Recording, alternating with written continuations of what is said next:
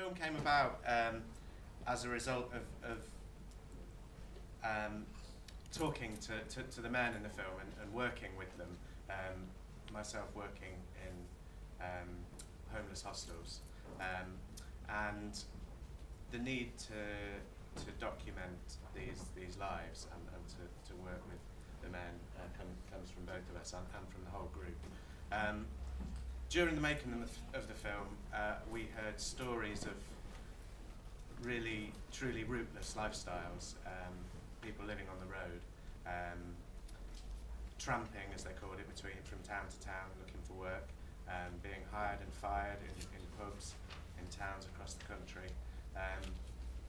And most memorably for me, stories of cooking steak on a shovel for breakfast on the building sites, which maybe some people are familiar with.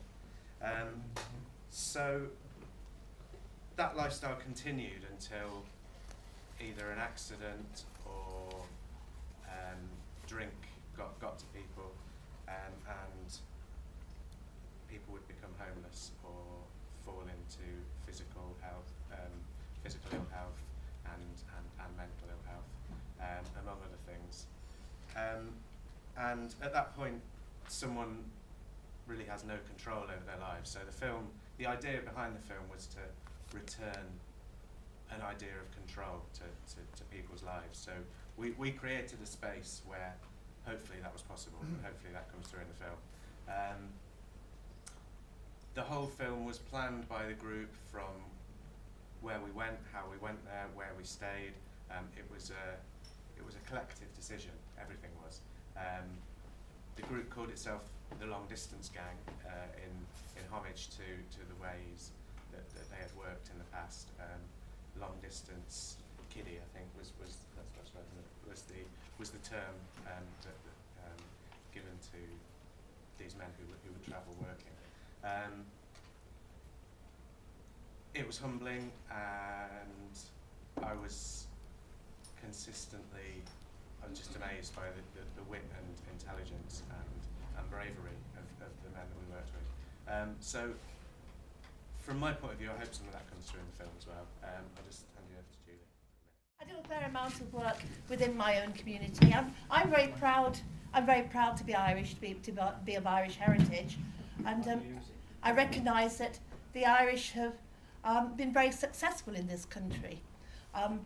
We've helped to build this country both physically and socially, and we've enriched the mainstream culture.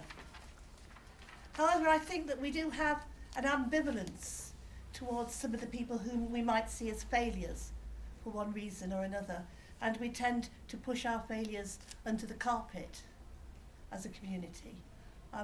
Certainly some of the people that I spend a lot of time with are regarded as, well, surely it's all their own fault that they've ended up like this. It's their own fault that they've ended up with an addiction to drink. It's their own fault that they've ended up homeless.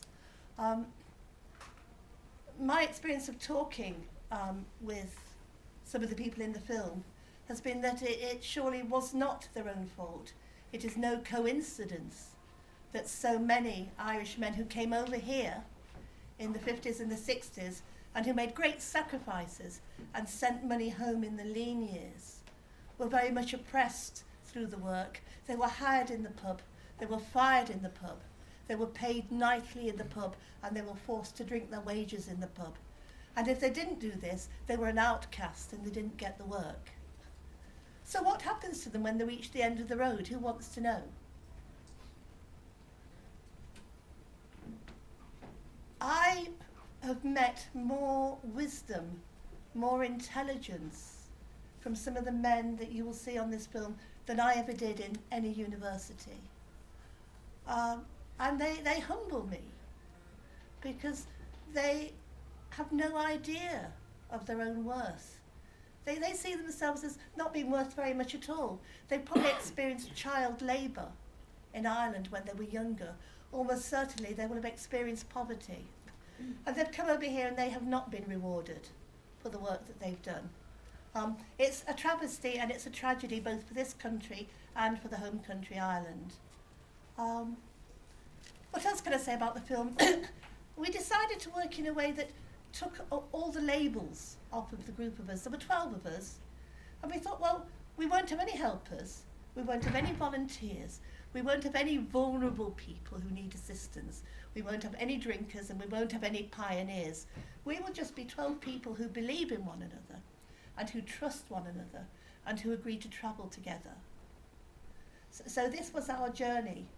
And because we got rid of those boundaries between us, we were able to be mutual travellers, mutual discoverers, mutual explorers, mutual storytellers, and mutual creators. Now, I'm not going to apologise for the fact that the language is very rough and ready. We decided not to edit it, because as Ian would tell you, the more you edit a film, the more of yourself you put into it.